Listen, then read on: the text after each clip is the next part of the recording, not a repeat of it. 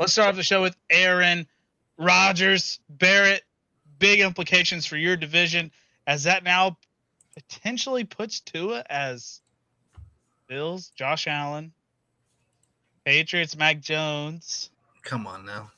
Jets, Aaron Rodgers, Dolphins, Tua Tagovailoa. I mean, flip Mac Jones and Rodgers, obviously, but is Tua potentially the worst quarterback in that division now? Come on now. Jesus. Let's not get ahead of ourselves. Mac Jones, definitely the worst. Aaron Rodgers. Mac Jones been to a Pro Bowl. Yeah. Pro Bowler. Yeah, He's sure. a Pro Bowler. Is Tua a Pro Bowler? No. Oh. Interesting. Oh, interesting. They want me to rage quit already, What a welcome. No, I mean, listen, I'm not an idiot. Jets are a little scary. Obviously way more scary with A-Rod. He did have his worst year last year. He's old. He's fucking brittle as shit probably now. Father time is, taking its toll. He's not Tom Brady. No one's going to be Tom Brady. So, yeah, is it a little annoying that he chose the Jets for some fucking reason? Sure. They got Breece Hall. They got Garrett Wilson. I mean, they got some weapons.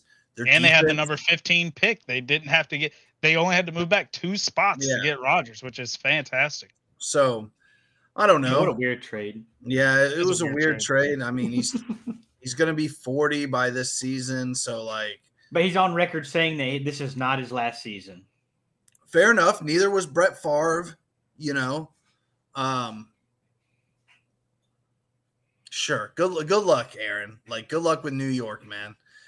The first, couple game losing streak, they're going to freaking eat him alive.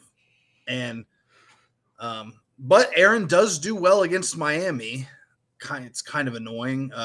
If Tua didn't bounce his head off the fucking turf in the second half of that Christmas Day game, Miami probably would have beaten the Packers.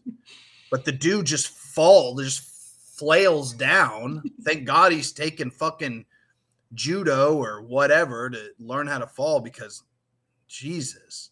Yeah, might be a little hard to see here.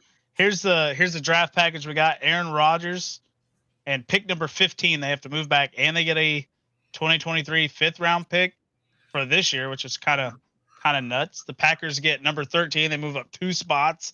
A 2nd-rounder, they get number 42, which to me is a solid deal, right? 6th-round pick this year, and a conditional 2nd-rounder that'll turn into a 1st-rounder if he plays 65% of the snaps. That's kind of a weird trade, but I think Rodgers is usually going to play 65%. So tack on a first to the Packers. Yeah. I think it was definitely a weird trade, but good for the Jets. They got something. They got something great to cheer for. They didn't get fleeced in that trade either, which is kind of nice. What the hell were they negotiating then? Why the fuck did it take so long? Probably the conditional, maybe. I don't know. Yeah. Because if he retires, the Jets get a 2nd. If he plays, they're most likely getting a 1st. I don't know. Seth, what are your thoughts on the Aaron Rodgers to New York? If he wins, let me ask you this question more direct. If he wins the Super Bowl in New York, if big word right there, he wins the Super Bowl in New York, he's got to be the greatest athlete in New York, right? Everyone's going to bow down to him. He's the first guy to do it since Namath to bring a title there in a Jets uniform, right? Eli's obviously done it with the Giants, but Aaron Rodgers, king of New York, if he brings home a Super Bowl, what do you think? That's kind of Aaron Rodgers, coming into it. This is the I was thinking about it the other day. This is almost, and I say almost, it's almost a Tampa Bay Buccaneers situation, if you ask me. Jets poverty for a long time. They've been shit, butt fumble, this, that. They've been losing a lot. Then they get this young talent. Everybody starts to recognize they have a defense. They have a defensive-minded coach doing really good, and they're win some games here, win some games. Their quarterback play, obviously an issue. As for the Buccaneers, they had a young roster up and coming. Everybody started to recognize that was good. But they had the Jameis Winston 30 for 30 season, right? That's inconsistent quarterback play. So, they didn't have to go get Tampa Tom, but they got an old veteran on a young team where they don't have to pay anybody yet, and they made the run. And so what do the Jets do? They have a nice young defensive core. They have some young receivers who are great, an explosive back. So they may be even better than what the Buccaneers were when Tom Brady went. But this is just the same situation all over again. I don't see them faring so well coming out of the AFC. But I think it's just another Tom Brady to Buccaneers situation. Absolutely stacked situation in the AFC coming on. I don't see how you compete in the AFC, honestly. Like, why Rodgers would want to leave the NFC where your only two opponents, honestly, I'll being a realist here, I'm not going to throw the Saints as a contender right away. I got to see it. The Eagles and the Cowboys, to me, are the only two contenders in the 49ers. NFC, right? Oh, and the 49ers, pending quarterback play. Right, well, I guess anybody could probably go in there. Now, when Jimmy G was running the ship, it was a lockdown NFC championship route, but now they have to go that way. Those three teams, right?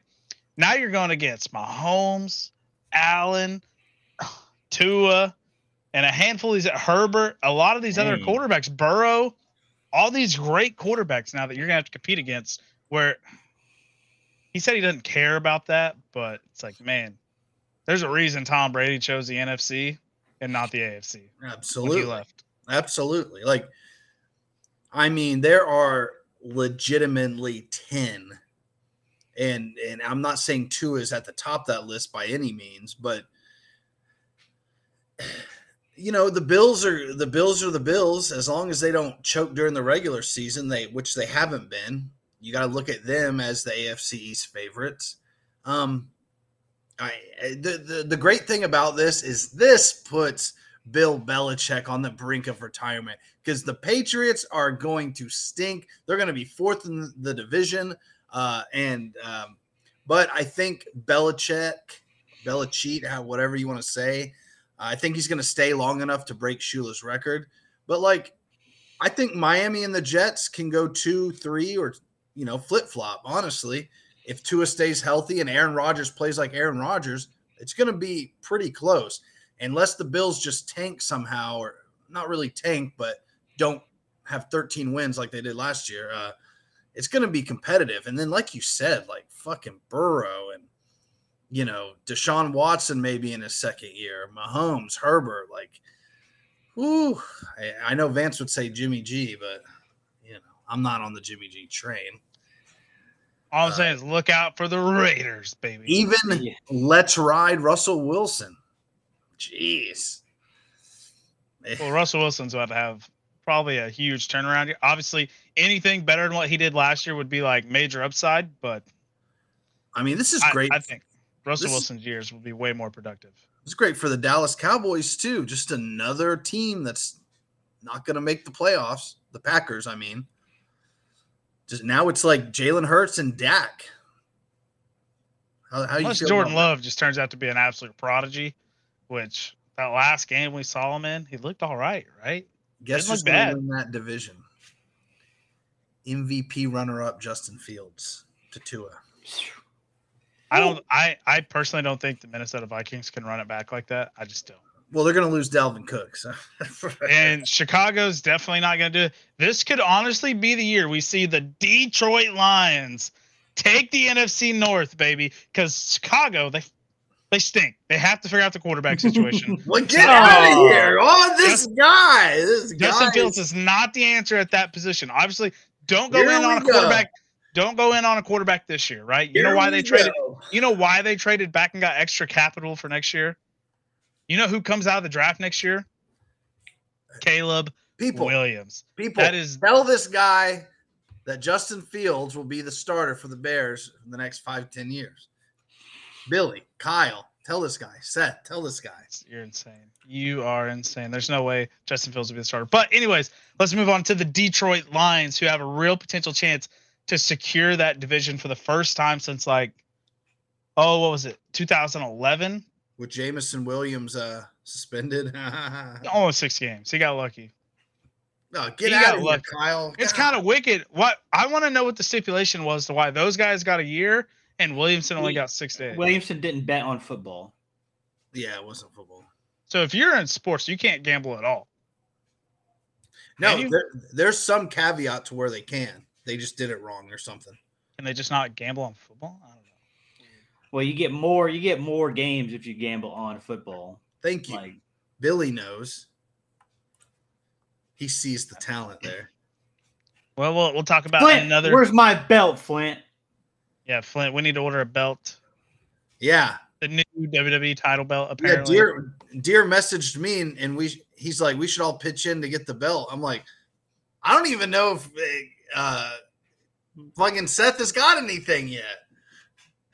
Back to back, nothing, huh? Just some cash. I didn't know the prize. We all agreed that the prize money would be put towards a belt. Did Clint pay you out yet?